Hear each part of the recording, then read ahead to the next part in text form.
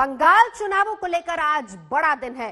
TMC अपना घोषणा पत्र जारी करने जा रही है और इन सबके बीच गृह मंत्री अमित शाह आज फिर बंगाल दौरे पर है, जहां वो रोड शो करेंगे। जबकि अस्पताल से छुट्टी मिलने के बाद ममता बनर्जी 15 मार्च से चुनाव प्रचार के लिए उतरने जा रही हैं और इस बार चुनाव प्रचार होगा व्हीलचेयर पर। टीएमसी आज अपना घोषणा पत्र भी जारी करेगी।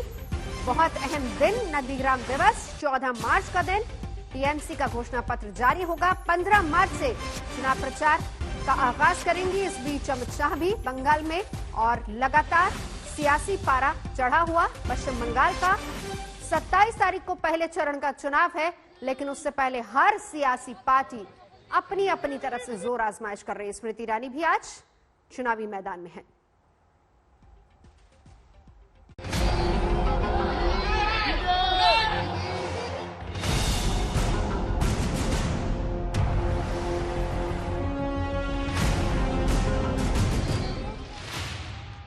बंगाल में चुनावी शोर तेज हो चुका है।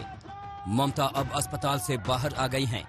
इंतजार है 15 मार्च का, जब व्हील चेयर के सहारे मुख्यमंत्री अपने विरोधियों पर आक्रमण तेज करने जा रही हैं। पहले आज टीएमसी का घोषणा पत्र जारी होगा, फिर कल से ममता का चुनाव प्रचार शुरू होगा। बीजेपी भी पीछे नहीं है। गृह मंत्री अमित शाह खुद आज बंगाल दौरे पर हैं। वहीं बीजेपी आज उम्मीदवारों की एक और लिस्ट जारी करने वाली है। इसे लेकर कल दिल्ली में बीजेपी केंद्रीय चुनाव समिति की बैठक हुई, जिसमें कुछ नाम तय किए गए। तृतीय और चतुर्थ चरण के लिए आज सारे नाम फाइनल हो गए हैं और मुझे लगता है कि राष्ट्रीय अध्यक्ष जी अपनी सुविधानुसार कभी भी डिक्लेयर कर सकते हैं। कुछ सांसद भी चुनाव लड़ेंगे। बहुत से सांसदों ने जब पिछली केंद्रीय चुनाव समिति हुई थी उसमें ये कहा था कि वो चुनाव लड़ना चाहते हैं। आपने कहा था कि पार्टी आने वाले समय पे फैसला लेगी, क्या उस पे फैसला हुआ? हाँ, सांसदों के नाम पर भी विचार हो रहा है। उधर 15 मार्च को जब ममता बनर्जी पुरुलिया में व्हील चेयर पर चुनाव प्रचार की कमान संभालेंगी तो यकीनन निशाने पर होगी बीजेपी। टीएमसी कथित हमले के बाद से ही बीजेपी को इसके लिए जिम्मेदार बताती रही है।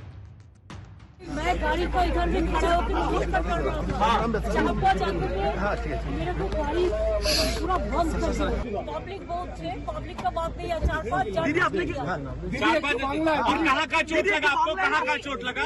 पैर में? लेकिन ममता के जख्मी होने के मामले में राज्य के मुख्य सचिव, विशेष पुलिस पर्यवेक्षक और विशेष पर्यवेक्षक ने अपनी रिपोर्ट चुनाव आयोग को सौंप दी। आखिर उस रिपोर्ट में है क्या, ये भी सुन लीजिए। सूत्रों के मुताबिक दोनों पर्यवेक्षकों ने अपनी अपनी रिपोर्ट में कहा है कि मुख्यमंत्री का घायल होना महज एक दुर्घटना थी, न कि सोची समझी साजिश।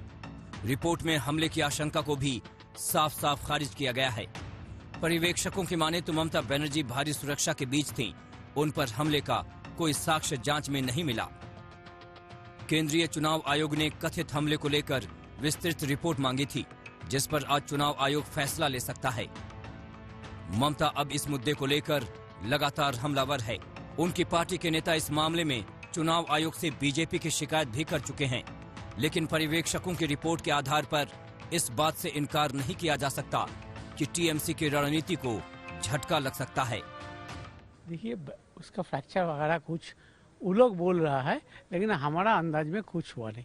वो कह रही है वो स्टेचर पे बैठ के जो है वो चुनाव प्रचार करेंगी अब और हरा देंगी। वो करने दीजिए, क्या है, उसको कुछ हुआ नहीं। ममता के चोट और हमले के दावे को बीजेपी पूरी तरह खारिज कर रही है।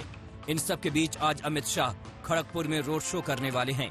उसके बाद झारग्राम और बांकुरा में रैली भी करेंगे। ममता के कथित हमले के बाद से गृह मंत्री का ये पहला बंगाल दौरा है।